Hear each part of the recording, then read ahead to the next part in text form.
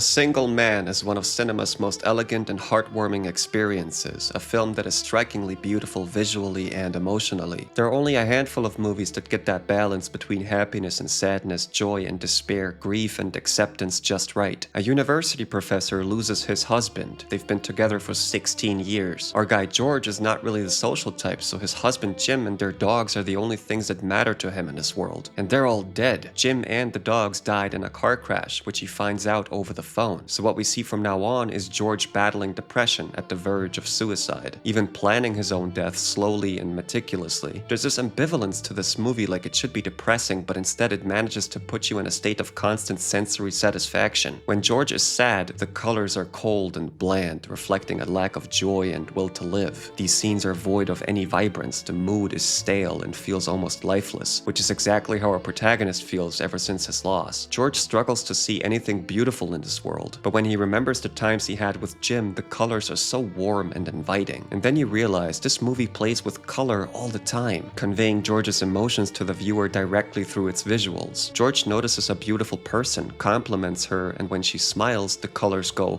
shh. There are many of those scenes. When George spends time with his lifelong friend Charlie, when he dares to enjoy a chat with a complete stranger, when he goes for a spontaneous swim in the ocean, when he stops to smell a puppy. Her ears smell like buttered toast. She's still a puppy, isn't she?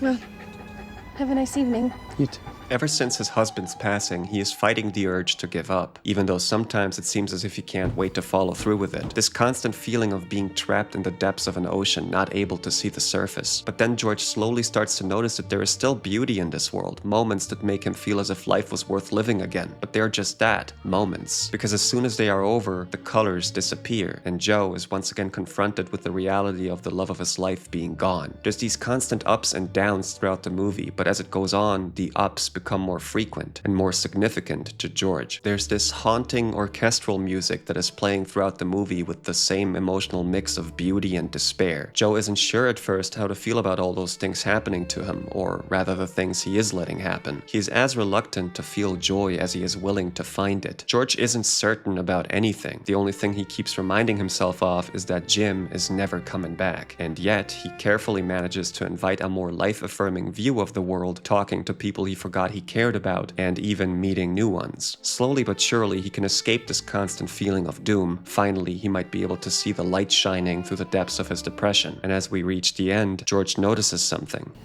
I'm fine.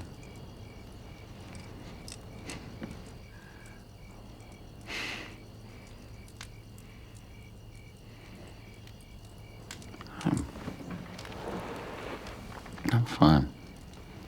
And just as he reflects and reevaluates what he cherishes in life, as he realizes that living might just be worth it, that in fact he is not alone, he's able to be happy. Just as he decides that it's okay to let go of this constant suffering and to embrace and welcome a better future, suddenly, all of it just stops. And the colors fade once again.